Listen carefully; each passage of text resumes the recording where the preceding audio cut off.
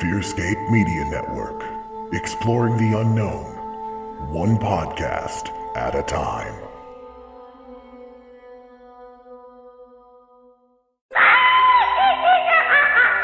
Something dark is here, flying in the skies, lurking in the woodlands, swimming in the rivers, and hiding under your bed.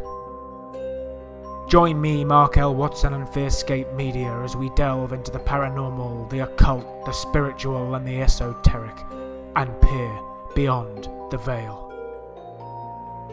Find us everywhere you get your podcasts or search for more information at fearscapemedia.com. Fearscape Paranormal Podcast, part of the Fearscape Media Network. Prepare to be spooked. New episodes every Wednesday on all major podcast platforms. Find out more at fearscapepodcast.com.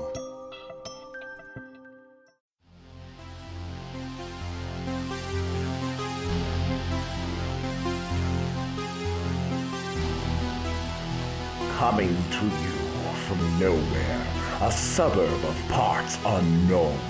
Your ghoulish hosts for an evening of terror, Stefan Gearhart and Lance Wayne, the Misters of the Dark.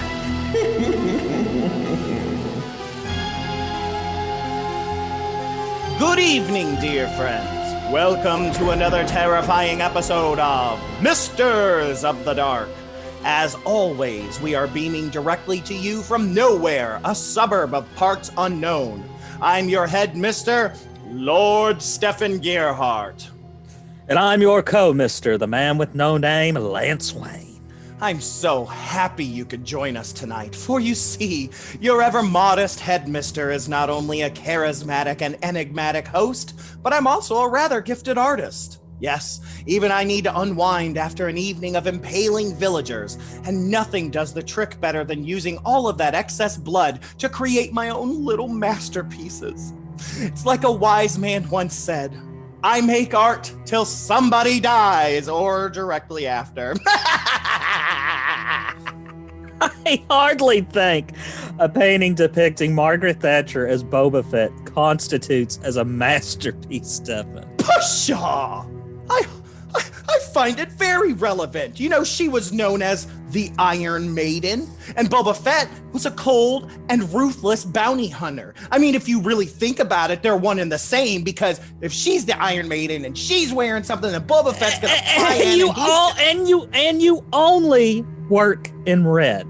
If it wasn't for the detail on the overbite, I wouldn't even be able to tell that was Margaret. Well, it's all I have to work with. Well, be that as it may, while you're here admiring your little masterpiece, I'm headed back to the West Wing.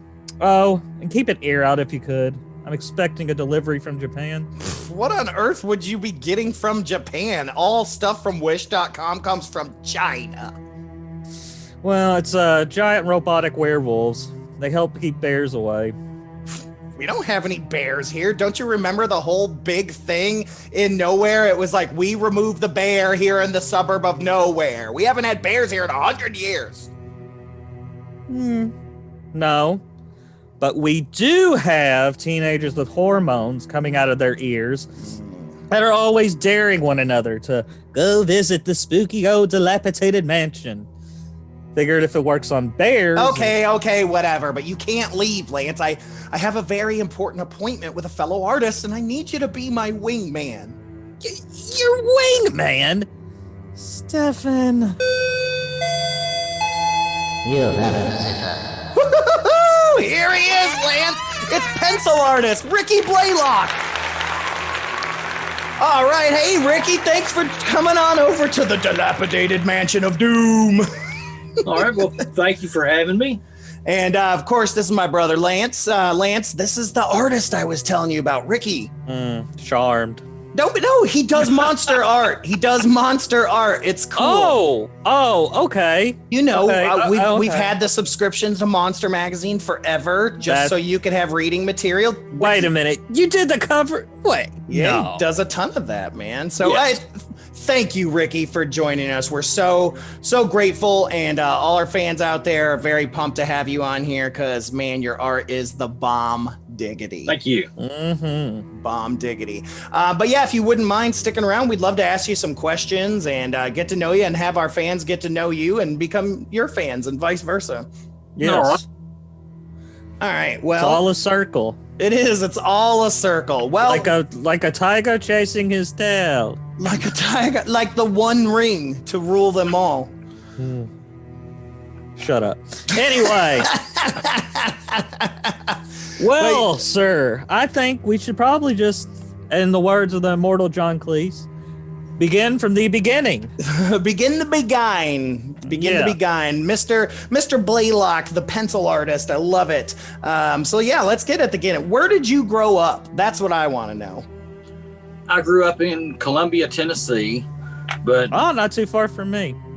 not in town though.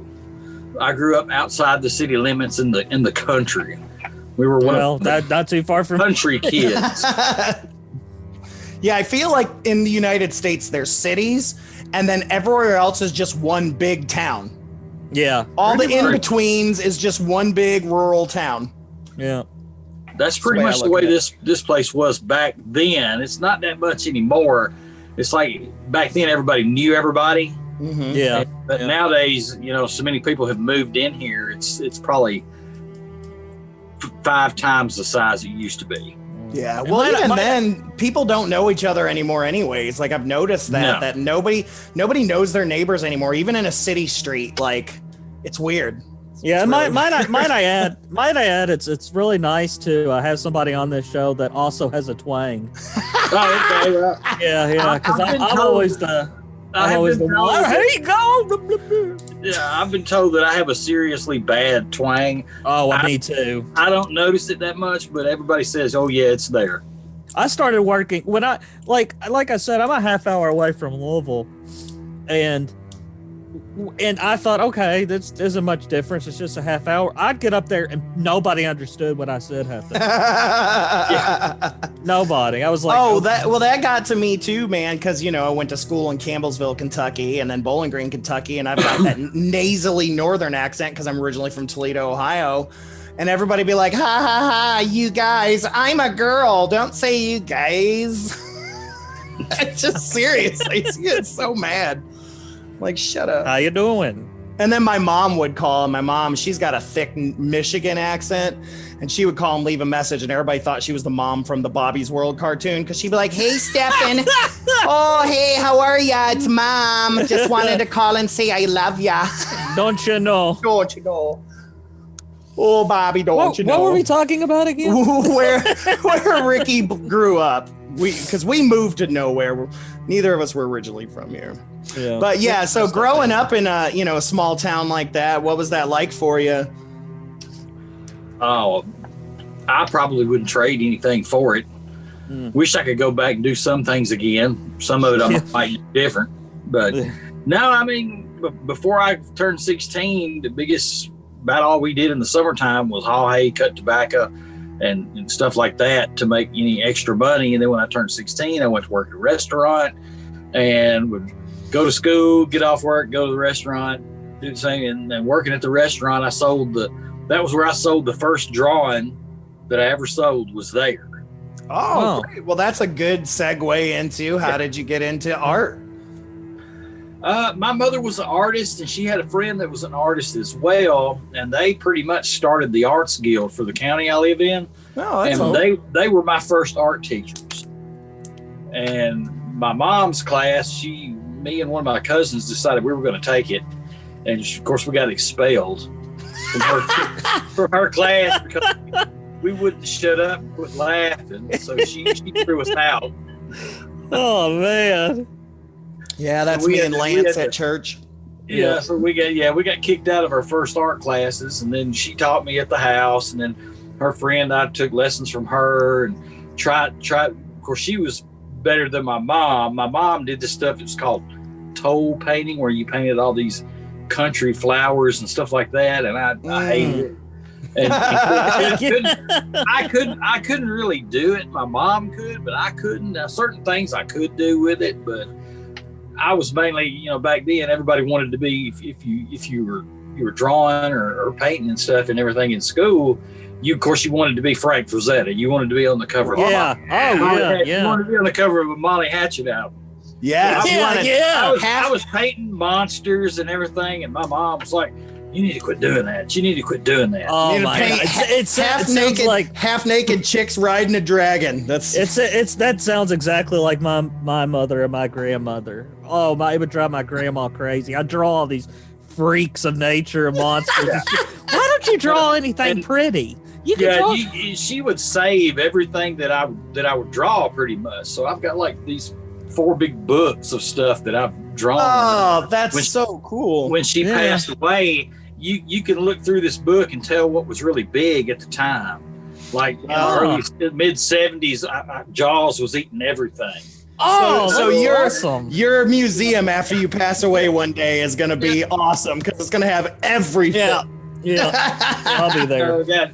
I went through the Jaws phase, and then the Alice Cooper phase. Oh, Alice Cooper was on everything. Man, Alice Cooper. I've tried to model my life after that man. I know we're still trying. We're still trying to get him on the show because now I'm here in Phoenix. Alice, I know you're listening.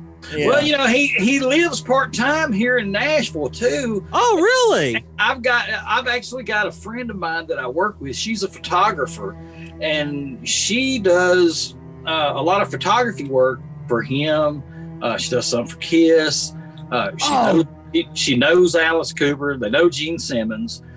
They're real good friends with the bassist for Alice Cooper, and I've been after her for the past 2-3 years to meet him. Well, hey, I'm not trying to invite myself over or anything, but you're hitting all of Lance's happy buttons. Man. Yeah. Oh, okay. That's 70s glam rock stuff. Oh, dude. Oh, yeah. Now, me and my little brother used to fight all the time over who was better, Alice Cooper or Kiss. And I would tell him, hey, look, if it wasn't for Alice Cooper, you wouldn't have. You wouldn't have anything. And the answer is Meatloaf. I like Meatloaf as well. But he's not Alice Cooper. No, he's not. Meatloaf doesn't I love Alice Cooper. No. I'm trying to think how many times I've actually seen Alice Cooper, because we've been to see him every single time that he's been to Nashville since the first show that I ever went to. One of my cousins carried me to. It was on my birthday in 1975. May 25th at Municipal Auditorium. It was the Welcome to My Nightmare tour. Oh, dude. That was the first one I ever got to see. Wow, that's fantastic. Lucky. And oddly enough, the first time I ever saw him, I saw him open for the Stones in like 2006. And the Stones, I love the Stones. Was that up there at the Kentucky Derby? Churchill Downs, yeah. Yeah, we were going to go to that one, but we didn't get to. I wound up having to work and couldn't go. But now we saw him, the next time I saw him, I went with one of my other cousins, was in 1981 at the fairgrounds in Nashville, where the racetrack is in Nashville. Mm-hmm. And it was the Special Forces tour. Oh, yeah, that's when he was like on crack and stuff. Me and him on the way home when we left, and everything. I remember standing in line waiting for it to start. They were, I guess they were doing the sound check. They went into clones, and the crowd went ape, trying to get in there, and they were pushing against the gate and everything to get in there. Yeah, and somebody had. We thought that it wasn't really Alice Cooper. We thought it was an imposter because he looked so bad. Talking about Alan Cooper. Skin. If you see pictures of him from that era, skin tight leather is hanging off of him. Oh yeah, and that's how thin he was. He looked anorexic and everything. Yeah, so funny. It was during the state fair, and the local radio station here had started a rumor because the opening act for that show was called The Numbers. Mm-hmm. They started a rumor on the radio that the Rolling Stones had played in one of those underground clubs in Atlanta, and they showed up as the Numbers. Oh, really? Show. So they all started this rumor that the Numbers were actually the Rolling Stones, and they were going to come. Well, this place was absolutely jam-packed. They said it was the biggest crowd. Oh, my God. Even for a race. And there was this older man and woman behind us, and we got in there and we sat down, and they were like, "Who is this Alice Cooper? I don't know who this is." And one of the ladies says, "Who is she?" That's what they said. And the guy said, "Probably it's Nashville. It's probably a country singer. I've never heard of her." When he came out, they just like, "Oh," and got up and left.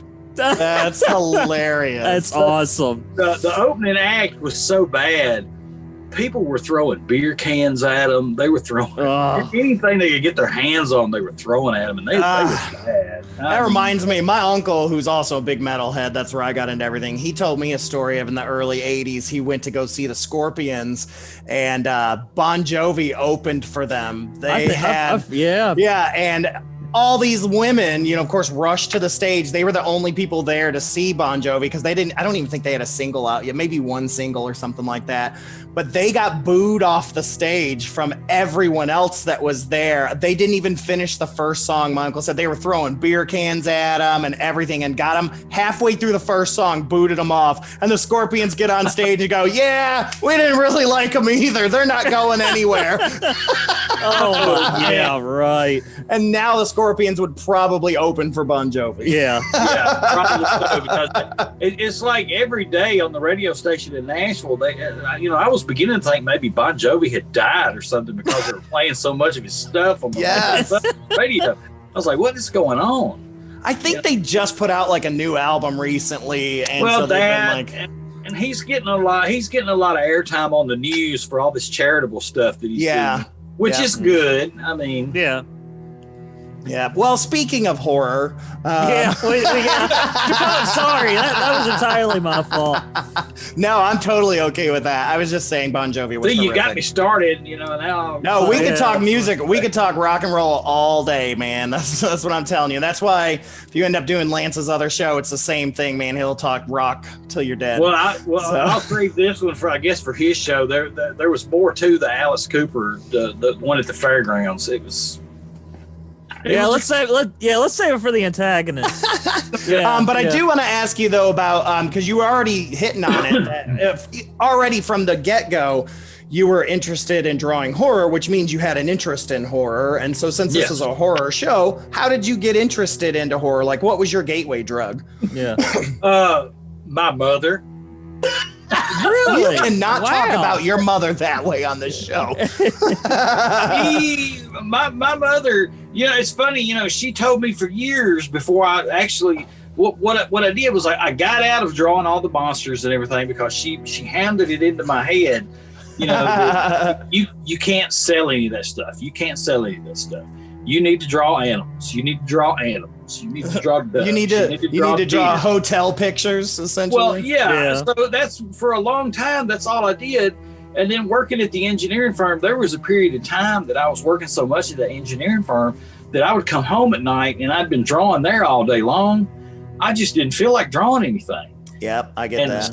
So I started drawing all these animals and painting all these animals.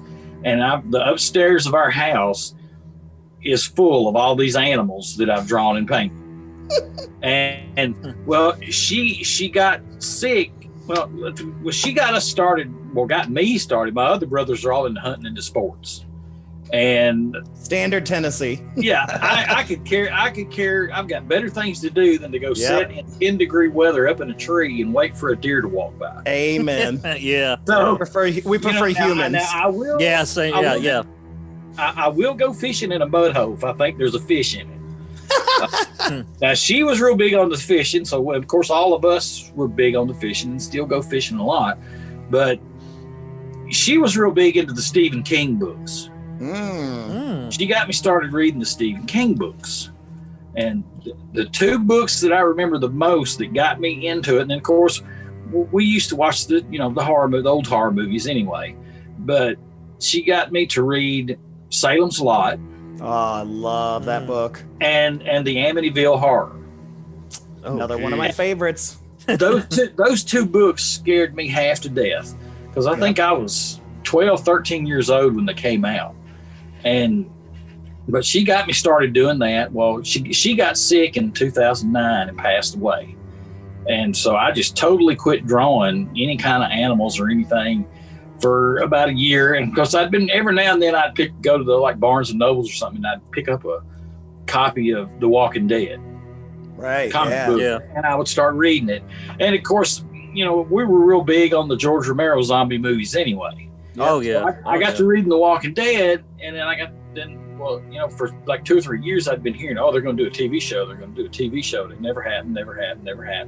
Well, then, 2001, Halloween night, it premiered, and I was like, wow, this is better than I ever thought. Or no, So 2011. Yeah, 2011. 2011, yeah. Yep, I remember, And I decided to, after I watched a couple of episodes of that, I started drawing some of the stuff. And the first picture I did was one of Daryl Dixon. And my daughter claimed it before he even got done with his face. Oh, that's mine. And if you'll notice, it's actually, the original's hanging on the wall over there. Oh, nice. And now, were you already doing mostly pencil art, or did The Walking Dead inspire you to move towards that? Well, I was doing a lot of pencil stuff. Whenever I would paint, whenever I would do portraits for people of kids and, their relatives, they were always in pencil because I painted animals and stuff better. Plus my wife says my pencil stuff is better than my paintings. So I started doing that. And now I've been started doing a little bit of stuff in color, not a ton, but I'm fixing to have to start doing. I will tell you, one of the reasons I reached out to you is just your pencil art is phenomenal. It is. The shading is so well, it almost creates color. It's like it tells your brain exactly what to see. It's pretty phenomenal. There's always somebody better out there. That's the bad thing. Sure. That's what I keep telling, people, they're like, well, you're not like any other artists I know. They're all conceited. And I'm like, well, the thing is, there's no point in being like that because there's always somebody out there better. Agreed. Yeah. I agree. No matter what you're doing, there's always somebody that means you can always get better too. It means you always I've been to shows where there's been guys that are, I thought, way better than me, but I outsold them. And one of the guys at the shows told me, he said, the reason why you outsell everybody when you come. And I was like, what's that? And he says, because people like you. People don't like them. Yep. I tell people that all the time, man, in any art, because I teach acting and improv and a bunch of other stuff. And I have to tell my students all the time, like, especially after like a show, I'm like, if someone says you did a great job, you say thank you. Like, makes a big difference, because if you don't, they're going to think you're rude. They're not going to want to deal with. It's like there's always engage the audience. Don't just go to the back room and get your stuff and go home. Go engage. Like, don't be me. Don't be Lance. Oh, yeah. No. Don't go outside and smoke and get a beer. And I've had some of the celebrities tell me things, kind of like the way I feel about it. It's like, I would, a lot of times, I'll take one of these drawings or something that I've done and get them to sign it, and I know they're there to make money too, but yeah, they I'll take one of those over to them and get them to sign it. I'll say, hey, look, if you'll sign 3 of these prints for me here, I'll give you the original. So I've gotten a lot of stuff that way. That's fantastic. Yeah. Who have you gotten? Who have you gotten to sign your work? Well, let's see. I got Scott Wilson. I've got Ken Forey. I've got Norman Reedus. I've got Lou Temple. I've hung out with Lou Temple at 2 or 3 different shows and nice. Hung out with him. I've got Gil Gerard. Eric Roberts, John Rhys Davies, Sid Haig. Oh wow! Let me tell you my quick story about Eric Roberts. So you're talking? Are you talking about the actor, right? Yes. Yeah. So I was on a plane from Albuquerque to Detroit, and the guy that sits next to me is Eric Roberts. And I know it's Eric Roberts because, like, I am a Doctor Who fan, all kinds of different stuff. Like, I know Eric Roberts growing up in the 80s. How can you not? And I'm just staring at him. And he just looks at me and he goes, "I'm not who you think I am." And I'm like, "Yeah, you are." I was like, "You're Eric Roberts, man." And he's like, "All right, you got me." We chit-chatted the whole rest of the way, and he couldn't believe I knew his movies, and we were talking, and he's like, "I don't normally do this." He bought me all my drinks. Oh, wow. And I'm like, "Why are you on Southwest? Like, what are you doing on here?" I said, "Ain't you getting any of your sister's money?" He's like, "No, we don't talk very much." I know one thing. He is crazy. He is nuts, man. He's a selfie taking fool. He bought the original of him that I drew of him. I was gonna just, hey, you sign 3 of these for me, and a lot of them go, "Hey, these ain't gonna wind up being on eBay." I was like, "No, because I'm gonna tell you the names to put on them." They were like, "What are you doing with them?" I said, "I'm giving them away for gifts to my nieces and nephews and one of my cousins." That's awesome, man. That is, yeah. He says, "Well, since you're doing it that way," he said, "Yeah, I don't mind doing that at all." So we did that. Well, Eric Roberts, he wanted to take selfies with me and all this stuff. And he wound up, I was telling him about what I was going to do with ones of him that I got.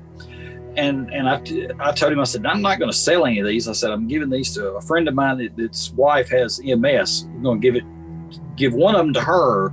And then he said, "Well, here," he goes, "I'm going to sign you about 10 of them, and I'm going to buy the original from you." And I was like, "Okay."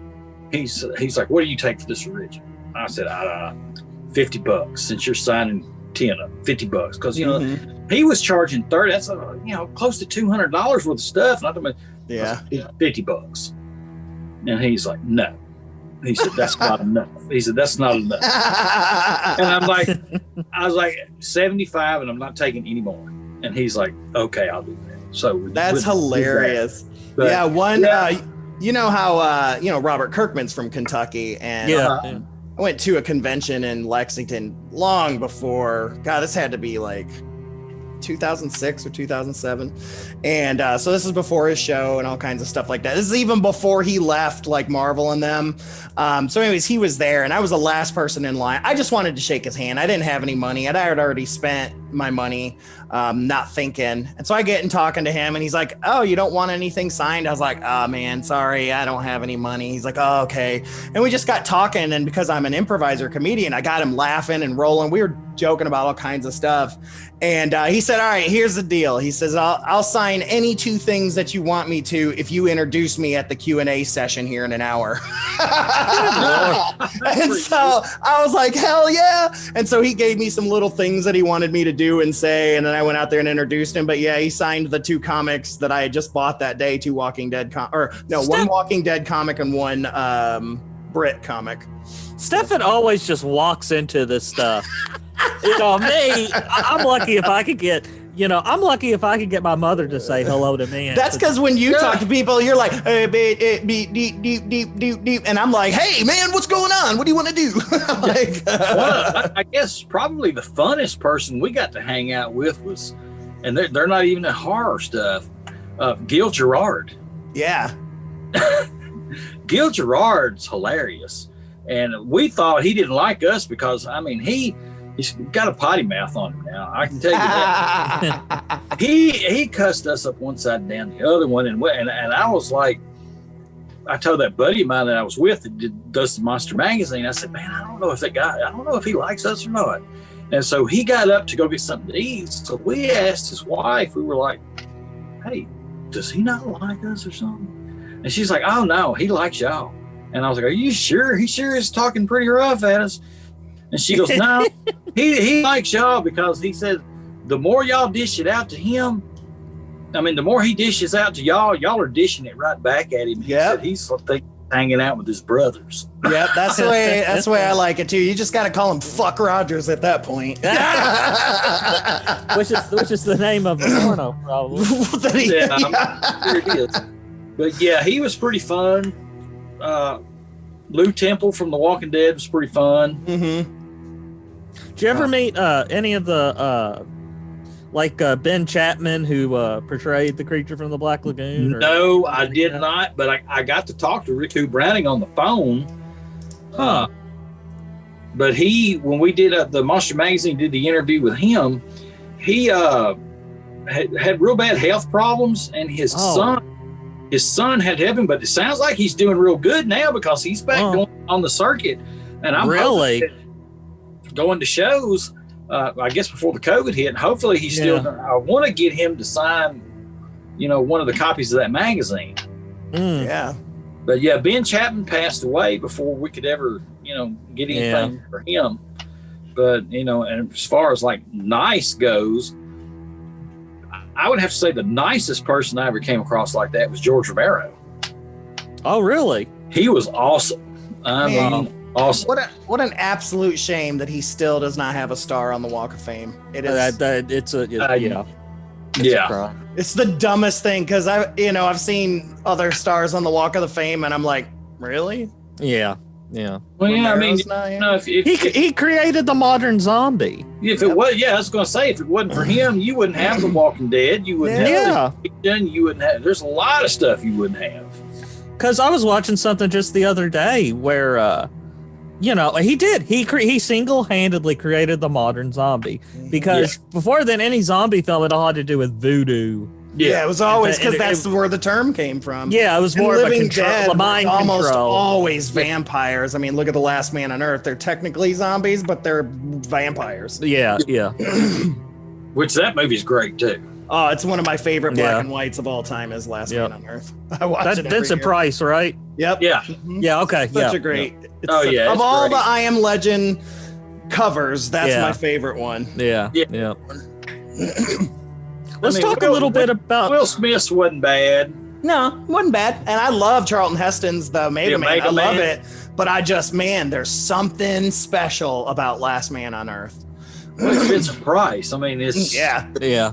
Playing a very unique role. Yeah. I think that's why I like it so much. Let's talk about Monster Magazine a little bit though. Okay.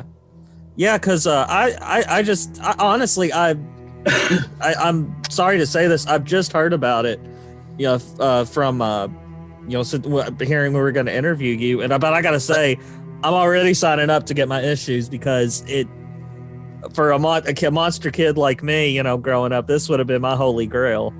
Oh yeah. Well, we kind of wanted it to be like Famous Monsters. Yeah. Right. Yeah. Which They everyone just knows. go to the old school monsters. Yeah. And then we had we were going to be doing a special edition of it that was going to have some newer stuff in it.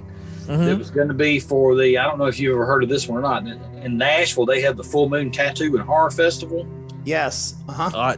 We were going to do a special edition for that show that had interviews with everybody that was going to be there, had some artwork from everybody that was going to be there that I had done. And I was going to do another cover for it and talk about some of the movies. And I think there was going to be like a retrospect on Sid Haig. And of course, the COVID ruined that. Yeah, but with everything else. Yeah, pretty much. I know we started kicking around the idea of doing that several years ago, and we didn't actually start doing it until last year. And the only thing that I do for it is I do the covers. That's the only thing that I do because I'm not a writer. Right. I'm not writing. I tell somebody a story and they can write it down for me, but I can't, sit down and write it out.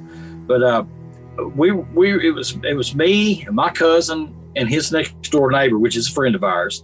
I said, man, why don't we do like an old school monster magazine? Said this is about 2 years before we actually did it, and they were all like, well, that's a dumb idea.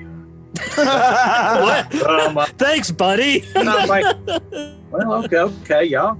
And I was sitting there thinking to myself, well, I shot that down real fast. Yeah. And then a couple of years later, one of them was like, well, why don't we, go back and talk about this magazine again? And I said, well, I thought it was a dumb idea. So we got to talking about it. We decided to do it. And I mean, it hadn't sold a ton of copies or anything. And I think mainly because we hadn't found, I guess, the right vehicle to promote it. Or at least my buddy hasn't found the right vehicle to promote it. Now, I will take the copies of them and take them to the shows. And I usually sell some. Every show I go to, I usually sell some. But it's hard for him to get out and do these shows because, like I said, his wife has MS, and she has to have somebody pretty much there with her. So if it's a close by one, he'll go with me. But usually, mainly, it's just me trying to promote it, and we try to promote it on Facebook, Twitter, and of course, Twitter. I mean, it's really hard to promote anything on Twitter anymore. Yep. Because used to I could, now if I probably still could if I drew a Walking Dead picture and posted it on there, I'd get a bazillion likes like I used to. But now, I went to a couple of Walker Stalkers. Well, I went to one big Walker Stalker like the third year they had it down in Atlanta, and did better than I ever thought about doing. Sold a lot of stuff. That's where I got to meet most of the people that I've met from the show. Some of them were pretty nice, some of them not so nice. But I think if I could take it down there, it might do something. But it's hard to promote it, especially now with the COVID mess going on. Yeah. Well, we'll be sharing the heck out of it, definitely. as we are huge fans of the old school monsters. Oh, yeah. Huge fans. We did a big Kolchak issue about the Night Stalker. Yes, I love Night Stalker. And It's so ridiculous. That was produced. Kolchak. That was produced by. It was the guy who did Dark Shadows, wasn't it? Dan. What is his name? Dan something. Dan Curtis. Dan Rice. Dan Curtis. Dan Curtis. So isn't Dan Curtis the one that did like the Dracula movie and stuff too? Is that what you're talking about? Okay. Yeah. It's with I can't think of the actor's now. You're my number one. Yeah. Push up guy. Jack Palance. Yeah. But it turned out to, instead of a magazine, it's almost like a book. And we thought out of all of we even got there's a comic book artist does covers named Sterling Clark. I don't know if you've ever heard that name. It had 3 different covers on it. I did one, Sterling Clark did one, and Vance, the guy that publishes the magazine, did one. So we had 3, I guess we could say, varied covers for it. And we had interviews with the last surviving member of the cast that's on there. Oh wow! They talked to a lot of different people on it, and we thought it was going to really do good, and it wound up it hasn't sold very well at all. And that was that. And then we got there's a new Frankenstein issue out now that we're still waiting on the people that actually print the magazines, which we had to order last month to be ready for a show this past weekend. One little one-day show, still hadn't got them. And now we've got a one-day show in the town I live in Columbia in December, and I hope they're done by then. Yeah. Well, not to talk politics, which we hate to, and it's sad that this is even considered politics, but it's looking like a vaccine's coming, and hopefully we can get back, because I know we're ready to start hitting the con circuit. I said, Keith is wanting to get us out there, plus our paranormal one, and I'm wanting to hit West Coast. Lance can hit East Coast and some things like that, and because we've made so many friends through this show and the other show, and I know for you guys, man, so a lot of times this is your lifeblood, and I really want to see that get back, because it's great we can watch on video you doing your Q&A, but I don't get to go up to you and have you sign something, Yeah. Things, January and February this year were turning out really good for me, and then all of a sudden when the COVID hit, I had several things that people were wanting me to do. I had a lot of commissions set up ready to go, and everybody backed out because they were afraid their jobs were going to end.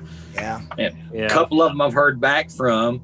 And I finished up one this past week. I don't know if y'all saw it on Facebook, the big Universal monster drawing. Yes. Oh yeah, we were discussing that earlier. That's the one, that I first kind of started noticing your work with and stuff. And I sent this to Lance, and I said, Lance, we got to get this guy on here. Yeah, he's our kind of guy. Beautiful work. Incredible, man. Like that collage is it has such oh man. Just has such a flow to it. Yeah, man, it's so good. Well, the guy that I did that one for, he really, really loved it, And I told him, I said, well, I'm sorry, I'm bringing it to you in a cut up cardboard box that came off an air conditioning unit because I didn't have anything big enough to put it in. So I had to cut some cardboard up and make something out of it to put that thing in.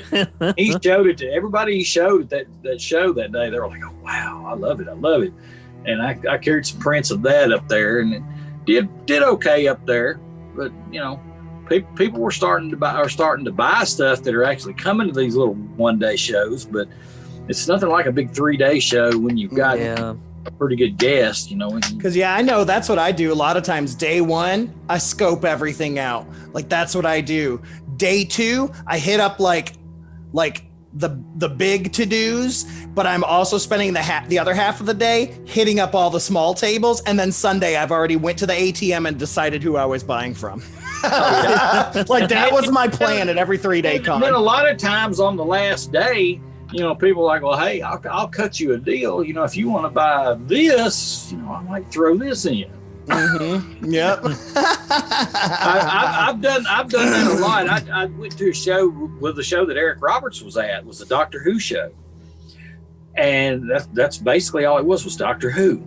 Yeah. So my wife was like, well, hey, you're going to a Doctor Who show. Don't you think you need to have some Doctor Who prints? And I was like, that might be a good idea. Some Daleks and all. I'm a huge Doctor Who fan. Like my wife and I, our wedding was a Doctor Who themed.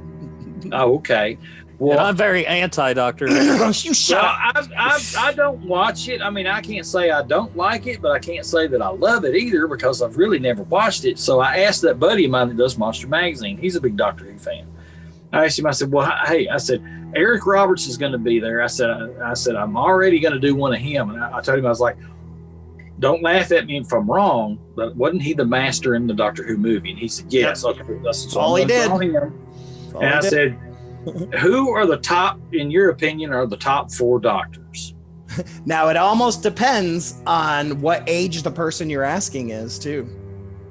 Well, he told me Tom Baker. Yep. Peter Capaldi, Matt Smith, and I can't think of what the other one was. Probably David Tennant. Yeah. David Tennant. Yeah, those 4. Now I'm old school because I used to watch it in the 80s. I used to watch it on PBS during the Tom Baker era and the later ones and stuff like that. So when I got into Doctor Who, the new Doctor Who, I was already cultured into old stuff. So like people always like when they ask me who my favorite doctors are, and half of them at least are from the old school. They're like, who's that? And I'm like, like, because I like the old, like, I mean, I like the old school stuff and the new, because it's all who's that giant universe. Yeah. I mean, it is all connected, and it's absolutely. Has he been in a Harry Potter movie? Yeah, that's David Tennant. Yeah, he was. When he first showed me a picture of Tom Baker, I was like, "That's not Tom Baker." I was like, "Who is that?" I said, "He said, well, who do you think it is?" I said, "It looks more like Noddy Holder from Slade." Yeah, that's hilarious. Tom Baker's the one with the scarf, right? Yeah. That's the only reason I just know the one with the scarf. Well, that's what we did. Our hand fasting was done with the Fourth Doctor scarf. Okay. So. All right. Hopefully, y'all are going to side with me on this one, but I have to ask y'all a question. Because I'm hoping that out of all of the actors that have played Ebenezer Scrooge, this is a fight that we have every year. Now we talking just straight up Christmas, like Scrooge doesn't count. Yeah, well, like between George C. Scott is Scrooge. Ooh, it's a good one. Alistair Sim is Scrooge from the 50s. Mm-hmm. Or let's see what I got. George C. Scott, Alistair Sim, and we'll say Michael Caine. I was gonna say Michael Caine because he's my favorite. Those are the Muppets, man. I love the Muppets. I'm gonna go George C. Scott. But yeah, I would have to say George. Like, but y'all have to edit that out. My favorite, Alistair Sim is Scrooge. That's so funny. And I guess, at the end of the day, it probably all depends on whichever one you grew up with or the one you watched the most and things like that. I grew up with the Disney one with Scrooge McDuck. So that's my okay, that is legit. Mickey's Christmas Carol is my favorite. That would be Alan. That would be Alan Young. So because he's the one that did. Well, Scrooge I was really McDuck's hoping voice. that y'all. I was really hoping that y'all would say Alistair Sim so I could rub it in his face, but I guess that's wrong. Well, let's go back and we'll do it again. You can just lie. It gets you out of anything. I'll tell you what, though, I will this year Christmas. I'll watch that version for you. Yeah, me too, definitely. Yeah, I don't think I've ever that seen it. version with Alistair Sim. It's the best. There's a lot of good. It's one of my favorite stories. I've been in a musical version of that where I played the Ghost of Christmas Present. No surprise, I was big and 6'5". So, but I love A Christmas Carol. I mean, it's one of my favorite. Oh yeah, we used to when I was younger, we'd always go down to Actors Theater and see it. Mm-hmm. And I was always like, because I was so obsessed with monsters and stuff. Always looked forward. Well, it's cool because when I was little, the ghosts always scared me when I was a kid. Oh, for sure. The only one that scared because I always dug the Ghost of Christmas Future. The only one that scared me was the Scrooged one, where it lifts up from Scrooged, where he lifts it up and there's like Bill Murray. Oh yeah, that is a good one. There is the TV for when I did the musical version in Toledo. We had Wanton Ignorance was played by these two twin blonde girls that looked straight up out of the Village of the Damned, and we did their makeup like zombies and stuff. And so I came out. I have this massive cape, and people don't even know that they're under there because it's so big. Like I'm walking, and then there's a point I say want and then ignorance, and they're like, "Blah!" Like it was creepy as shit, man. I remember seeing an animated version in school when I was in elementary school, and they depicted them like demonic looking and stuff. Oh yeah, they are. It's wanton ignorance. I mean, they're essentially a Four Horsemen type. Yeah, like Ric Flair and no, not Tully the stable. Blanchard. Okay. Sorry. Hey, now I done got y'all off on Christmas now. Oh man, I love horror. We love horror Christmas. That's the only type of Christmas I like, to be honest. Yeah. We were just talking today about what movie we're going to review for our Christmas episode. So, Krampus. Nah, we did that a long time ago. We're gonna do Christmas Evil. So what was that, like 70? What did we find out that was 80 or 81 or something? I'm pretty sure it came up before Silent Night, Deadly Night. Though. Yeah, it did. It was right before Silent Night, Deadly Night, now, and it's a murderous Santa. Is it Tales from the Crypt? Maybe that has the old Tales from the Crypt that's got the movie version. Yeah, there's a movie version of it where Santa 60s. Claus is a killer from the Yeah. I think you're right. Or is it Black Christmas or? Well, Black Christmas is not Santa, but that is like one of the first slasher flicks for sure. Black Christmas is the one where there's the prank caller saying he wants to give fellatio to Margaret Kidder. Yeah, Margot Kidder. Margot Kidder. Yeah. I'm trying to think. There's a. For some reason, I'm thinking it was on the cover of a Famous Monsters. It's a picture of a grungy, I guess, a street Santa Claus choking, I think, Karen Black or somebody. Well, I mean, that'd be around that time. It might be, and it's an old movie. It's probably Tales from the Crypt. Might be because that came out in 1972. I'm looking at it right now. I think that's it. Yep, All Through the House. Oh yeah, because it is Christmas Eve. Yeah, you're absolutely right. But I think it was Chloe Franks is who the actress was. Okay, for some reason I was thinking Karen Black. Maybe I'm thinking about you're thinking Trilogy of Terror, where she gets the voodoo doll. Yes, I love Trilogy of Terror. I was a kid. Another Dan Curtis production too. Yes, but Karen Black is in Black Christmas, so it's her and Mark are the leads. Karen Black isn't in Black Christmas, is she? Yes, I thought so. I don't think Karen Black's in Black Christmas. No. I was thinking of someone else. Never mind. Okay. Forgive me. I know a friend of mine. Do you remember the little voodoo doll in Trilogy of Terror that at the end kills Karen Black, and she's sitting there in the floor with a knife? Oh yeah. A buddy of mine has got a figure of that doll that's about a foot tall. Oh my God. He had, I didn't know he had it, and he was renting an apartment at my cousin's house, and I had to go up there to do something for him. I was going to run up there and get something. Well, I opened up the doors and started up them stairs, and that doll was on a cabinet, and it looked like it was standing at the top of the stairs. Oh my God. You know, all you could see was when you look up, you couldn't see what it was sitting on. It looked like it was just standing at the top of the steps. And I was my God. Oh my God. I would have run. Oh, no, yeah.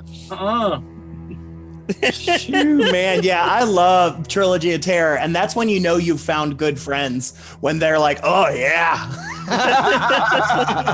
That's just like Thanksgiving Day. I remember like Thanksgiving Day, after we all ate, Thanksgiving dinner and everything, me, my cousin that's part of Monster Magazine, and one of my brothers and a couple more of my cousins, we all took off to the theater to go see Creepshow. Oh man, I love Creepshow. We went have you checked out the television series? Yes, it's really good. Yeah. I watched it over the weekend. I binged it over the weekend. I just watched I haven't seen any of the second season yet. I just watched the animated one that they just did. I watched the animated one too. And they're apparently going to be doing like a Christmas episode that I'm super pumped about. Yeah. Okay, I want to watch those too. Yeah, they're good. Yeah, I love the Creepshow movies are the best. Like, I mean, how could you go wrong with George Romero and Stephen King? I mean, oh no, you can't. You can't. He originally, oddly, and I'm going to bring it back to, I'm going to call it back to Alice Cooper from earlier, but the original vision of the It miniseries for television, Stephen King wanted Romero to direct it, and he wanted Alice Cooper to be Pennywise. Really? That would have been pretty cool. That would have been awesome. Yeah, and so it's funny you saw Creepshow 1 because I saw Creepshow 2 at the theater. So I was like 8, and my brother snuck me in. And I was so scared of the swimming scene where the black ooze is coming up. And I lived in Toledo, which is right on the Michigan line. Michigan has 1 million lakes that we would go swimming in. So they always had those wood raft floaty things. And I was like, if I saw one, I was like, I am not swimming today. For years. God, that, and gosh, we used to go see, back when I was a kid, we used to be able to walk. My cousin lived about 1.5 miles from the movie theater in town. And back then, they used to show every Friday night, they would show horror movies. And we would walk from his house at midnight to the movie theater and watch scary movies and then walk back home. I wouldn't let a kid do that. We were like 12 years old, 13 years old doing it. Yeah. And it was great. That's where I saw Dawn of the Dead in 1979 at the midnight movie. Oh man. God, I would have been so scared. So weird. They had they had just split the theater there in half. It used to be one big screen. One side they had Last House on the left. The other side they had Dawn of the Dead. Well, I hope so. We decided we were like left. Yeah, we were like, what's this Dawn of the Dead? We hadn't heard of it, So we decided we were going to go see Last House on the Left. So we go in there and see Last House on the Left, and it was awful. I mean, it was terrible. the guy that owned the theater said, "Hey, look, y'all. I know y'all didn't like this movie. I know most of you hated it, but here's what I'm going to do. If you want to go over to the next theater and watch Dawn of the Dead, we'll show it again." Oh, so that's awesome. We were like, okay, well, we will do that. Well, I had forgotten to tell my mother that I was spending the night at my cousin's house. So she comes looking for us. She, goes to his house. They go, his dad was like, well, they're down at the theater watching movies. So she comes to the theater, and she knows the people that own the theater. Well, he's like, yeah, they're in there watching a movie. And she's like, well, I want to go in there and get them. So we not everybody stayed to watch the movie. So me and him were hunkered down front watching the movie, and we didn't know it, but she comes in and sits down in the seat behind us. And we're sitting there watching the movie, and the scene where it had just really technically started. The scene where they kick open the Wooly kicks open the door and he blows the guy's head open. Yep. Well, when he kicked open the door and he blew his head apart, she reached up and grabbed us both by the back of the head. Oh and man, popcorn and Cokes went everywhere, and everybody in the theater just busted out laughing at us. And the guy that owned the theater, we could hear him laughing. I love that shit. That's one of the things that I love about COVID right now is because all these main movies aren't coming out. So they're putting all these like old movies in. Like I just took my nephew to go see Ghostbusters at a theater, and it was just us and one other couple on Halloween night, like watching Ghostbusters, and then like they've had all these horror movies and all this stuff, and so like you're getting to see these old movies again because there's not theaters that are running old movies anymore, and which is of course a dream of mine. I would love to just have a theater that just plays old horror movies. Yeah. That'd really be cool. I know I carried my daughter here, I guess a year or so ago, maybe 2 years ago, one Friday the 13th at midnight at the theater here in town. They were going to they played the original Friday the 13th. Mm-hmm. Well, I carried my daughter and a friend of hers, and my buddy of mine carried his son to the theater to see the original Friday the 13th. And we saw that movie in the theater and ran all the way home because it scared the crap out of us. They laughed all the way through the whole movie. This sucks. I was like 12 or 13, and I convinced my friend's mom to let me and his son, who's still one of my best friends, to let us go see Jason Goes to Hell. And she walked in, and this is back, she could say, oh, I pay for my kids' tickets. And so we got to go in there, and that was a lot more gory in a lot of ways because it had that guy who melted and all kinds of stuff like that. And Paul and I held hands, like, because we were so scared. But the best for me, which is, I'm always surprised how much I love horror movies, because I had to be like three years old. And so that would have been like 82. And they were showing at the drive-in Rudolph and Frosty's 4th of July, right? The Rankin and Bass 4th of July with Rudolph and Frosty. My dad took us to go see that. Well, the Toledo ones where they have the screens back to back. So there was always something on the other screen behind you. Well, my dad had this old like Sanford and Son type truck, but it was green. And that's what he had. And we're watching it. And I kept looking at like the side mirror and the rear view to see what was going on the movie behind. And it was a zombie movie, one of those Italian zombie movies, maybe like Zombie 2 or something along those lines. I haven't found which one it is yet, but there was a point where there was the exact truck that my dad had in this movie. And I'm looking and I'm like, oh my God, that's just like our truck. Oh my God. And then of course they get out of the car and the zombies just rip them apart. And I scream because I'm thinking that they're going to come to this truck and get us and all this stuff. My dad was like, it's just a movie. I was like, get me out of this truck. Why are you screaming at Rudolph? Yeah, he had no idea. I was watching the zombie movie the whole time. That's hilarious. Man. Oh man, that's funny. We're just about almost out of time, but I wanted to give you a chance to kind of like share kind of anything you got coming up, where they can find you online and stuff like that, because we very much want people to be able to find you, where they can find Monster Magazine and all of that. Okay, well, you can find the Monster Magazine would be at VanceCapleyArt.com. You can order copies from there. I think you can get them from Lulu, and I think you can get them from Kablam. As far as the magazine goes, I think that's what his website is. Vance, hang on a second. It's VanceCapleyArt.wixie.com. Yeah, I can't remember what it is. I've got so the Wix site. What is. But mine, and you can find him through my Facebook page and Twitter page. I'm on the Pencil Art of Ricky Blalock on Facebook and Twitter. Don't have a web page anymore. You don't really need one anymore, to be honest. Yeah, it really wasn't worth.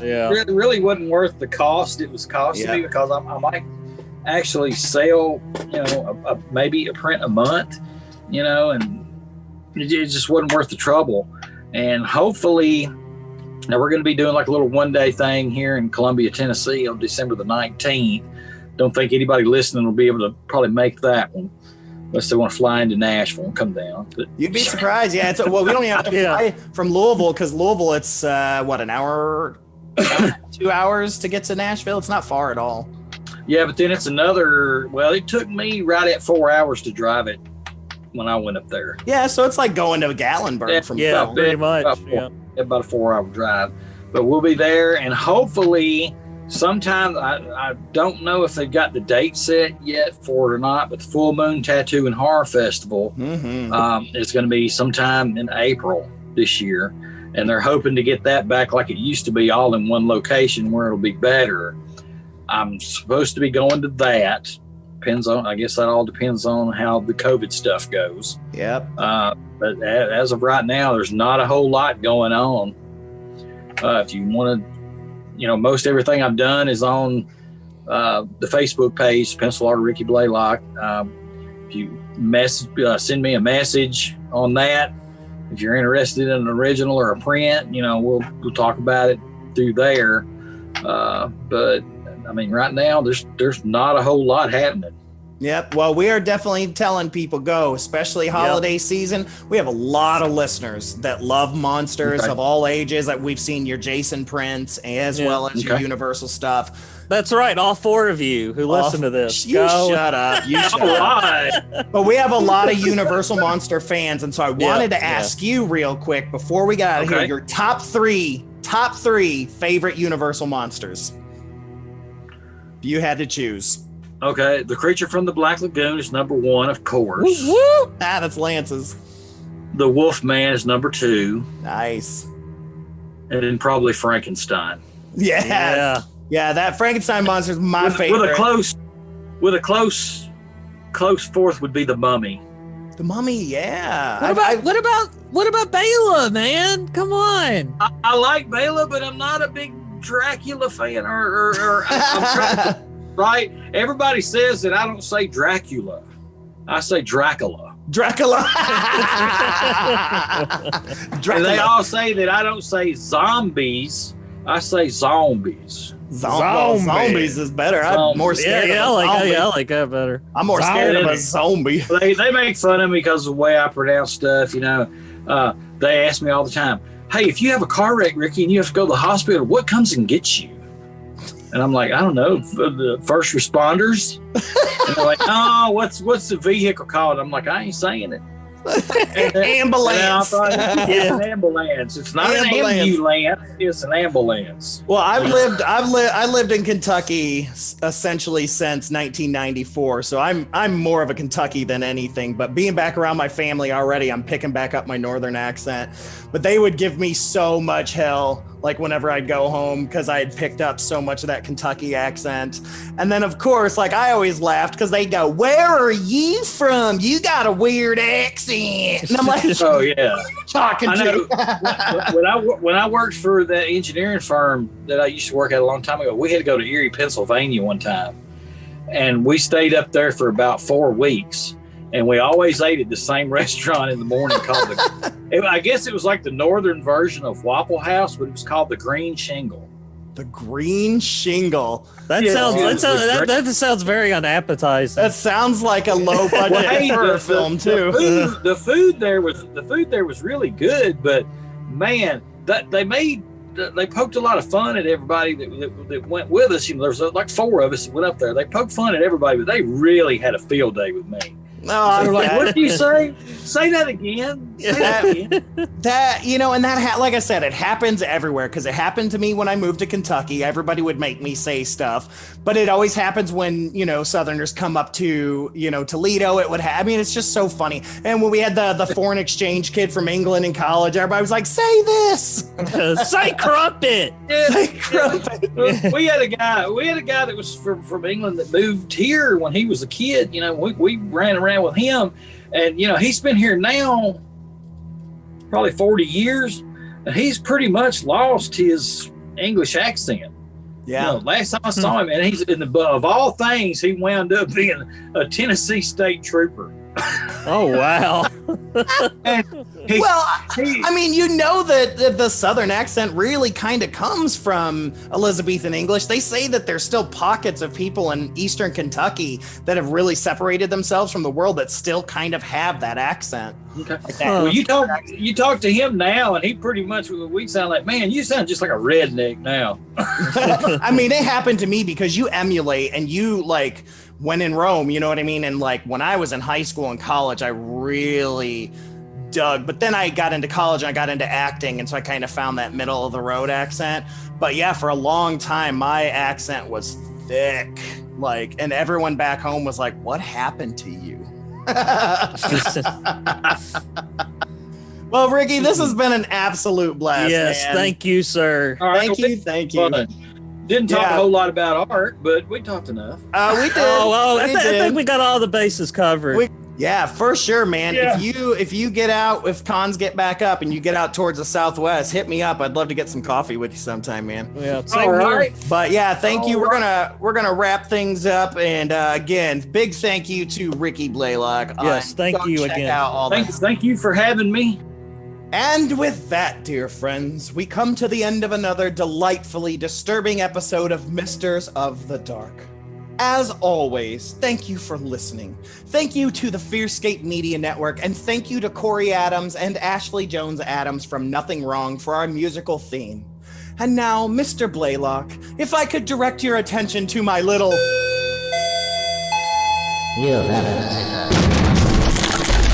Look out! A werewolf just arrived!